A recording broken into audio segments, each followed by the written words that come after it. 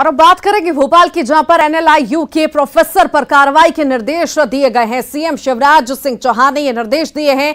Professor पर बदसलूकी का आरोप लगा है। 100 से अधिक छात्राओं का आरोप है। इस्तीफे के लिए प्रोफेसर के पास छात्र पहुंचे थे। एनएलआईयू के प्रोफेसर तपन रंजन मोहंती पर ये आरोप लगे हैं। पुलिस महानिदेशक पुलिस आयुक्त को सीएम ने निर्देश दिए हैं। महिला अधिकारी को जांच में शामिल करने के निर्देश दिए गए हैं।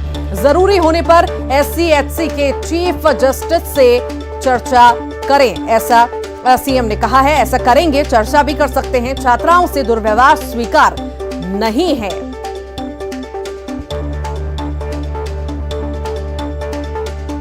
तो प्रोफेसर पर कार्रवाई के निर्देश दिए गए हैं। एनएलआईयू के प्रोफेसर पर कार्रवाई के निर्देश दिए गए हैं। सीएम शिवराज ने ये निर्देश दिए हैं और कहा है कि छात्राओं से दुर्व्यवहार स्वीकार नहीं किया जाएगा।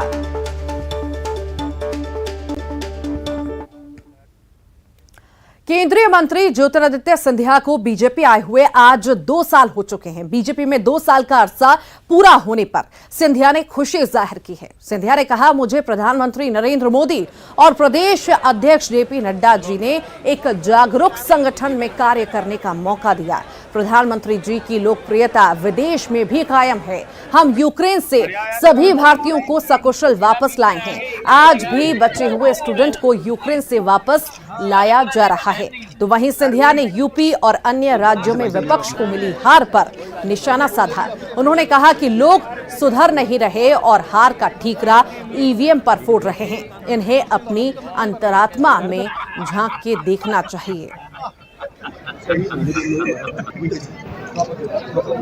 मुझे भारतीय जनता पार्टी में प्रधानमंत्री जी नरेंद्र मोदी जी के नेतृत्व में, हमारे अध्यक्ष नड्डा साहब के नेतृत्व में सेवा करने का मौका मिला है। इस जागरूक नेतृत्व में, सेवा भाव के नेतृत्व में एक नई इतिहास जो देश और विदेश में भी प्रधानमंत्री जी के नेतृत्व में लिखी जा रही है।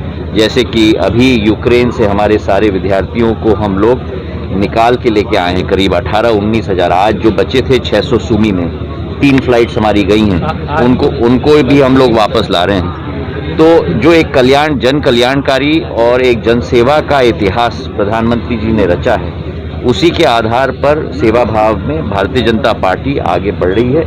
एकात्मा मानववाद की सोच और विचारधारा और अंत्योदय की सोच और विचारधारा, यही हमारी प्रमुख लक्ष्य है और संकल्प।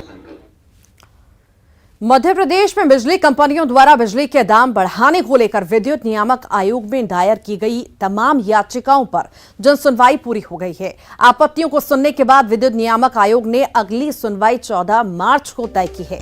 लेकिन इस दौरान विद्युत नियामक आयोग को आपत्तिकर्ताओं के विरोध का भी सामना करना पड़ा है, क्योंकि तमाम आपत्तिकर्ताओं का कहना है कि मध्य प्रदेश में उपभोक्ता पहले से ही सबसे महंगी बिजली खरीद रहा है। उद्योग जगत को पड़ोसी राज्यों से तकरीबन 35% से भी ज्यादा महंगी बिजली दी जा रही है। ऐसे में बिजली के दाम बढ़ाना उपभोक्ताओं के लिए उचित नहीं होगा।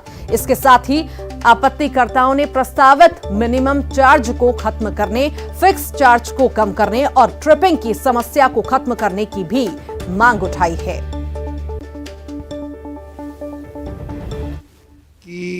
करीब करीब ऐसा जो ज्ञात हुआ है, जबलपुर से जो आपत्तियां थी, करीब 32 आपत्तियां थी। उनकी सुनवाई 8 तारीख को हुई थी। उसके बाद 9 तारीख को भोपाल में सुनवाई हुई थी और 10 तारीख को इंदौर में सुनवाई करके समाप्त कर दी गई। और ऐसा जो हमें सूत्रों से ज्ञात हुआ है, करीब 200 से 250 आपत्तियों को आयोग ने सुना है, लेकिन बड़ी जल्दबाजी में सुना है। मालूम नहीं आयोग को काहे की जल्दबाजी है, जबकि आयोग एक न्यायिक संस्था के तौर पर उसको मान्यता मिली है। लेकिन इसमें सबसे बड़ी जो टेक्निकल दिक्कत ये आ रही है कि आपत्तियों की लगाने की जो अंतिम तिथि थी वो 4 फरवरी थी, 4 मार्च थी। 4 मार्च के बाद उनने 8 मार्च को सुनवाई रख दी। और आपत्ति का जो नियम ये कहता है कि आपत्ति का जवाब मिले और जवाब मिलने के बाद जो है हमें उसको अध्ययन करने का समय मिले और तब हम तर्क प्रस्तुत करें। उज्जैन से 5 करोड़ से अधिक की हवाला राशि ट्रांसफर होने का मामला सामने आया है। दरअसल सोशल मीडिया पर काम के बदले महीने में 20,000 रुपए मिलने की लालच में एक युवक झांसे में आ गया। बदमाशों ने युवक को फनी वीडियो बनाकर पोस्ट करने की बात कही और ट्रेनिंग के लिए इंदौर आने को कहा। युवक इंदौर में 7 दिनों तक होटल में रुका, जहां उसके 4 बैंक में खाते खुलवाए गए। उसके बाद युवक के खाते में हर दिन 90 लाख पेमेंट आने लगा तो युवक दंग रह गया, जिसके बाद युवक अपने मित्र के साथ सीएसपी ऑफिस पहुंचा। लेकिन युवक का आरोप है कि सीएसपी और एसआई ने उससे पैसे की डिमांड की, जिसके बाद युवक ने सीएम हेल्पलाइन में शिकायत की तो मामले का खुलासा हुआ। बहरहाल इस पूरे मामले में एसएसपी ने एक आरक्षक को सस्पेंड किया है, तो वहीं पुलिस का कहना है कि पूरे मामले की जांच की जा रही है। जल्द ही खुलासा कर दोषियों पर कार्रवाई होगी।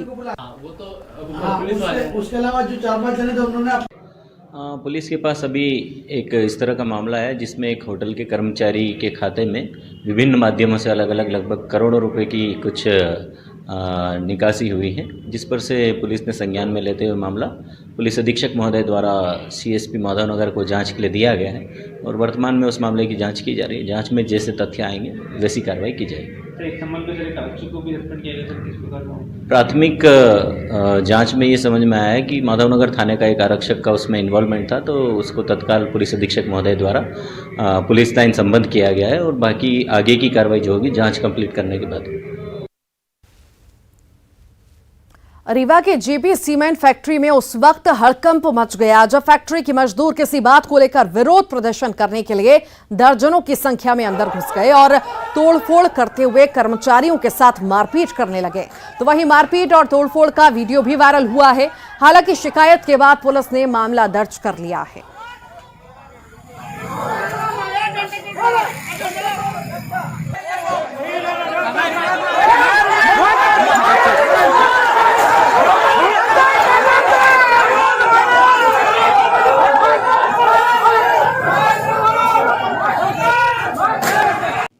चोरटा थाने में नमस्ता चौकी अंतर्गत प्लांट में कुछ कर्मचारियों द्वारा विवाद की स्थिति निर्मित करने का प्रयास किया गया था। प्रबंधन ने अपना पक्ष रखा और अपनी बात उन्होंने बताई। उसके पश्चात एक एफआईआर पंजीबद्ध हुई है। अभी हमने वहाँ के सीएसपी को बोला है कि वो विजिट करें और प्रबंधन और कर्मचारियों के बीच किस प्रकार की समस्या उत्पन्न हुई है और वहाँ पर शांति बनाए रखने के लिए क्या क्या और प्रयास करने हैं वो करें। साथ ही जो भी हमारे पास साक्ष्य मौजूद हैं तो उसमें जो लोग वीडियो में आ रहे हैं उनके खिलाफ हमारी कानूनी कार्रवाई भी साथ में जारी रहेगी। यहां रुक रहे एक छोटे से ब्रेक के लिए।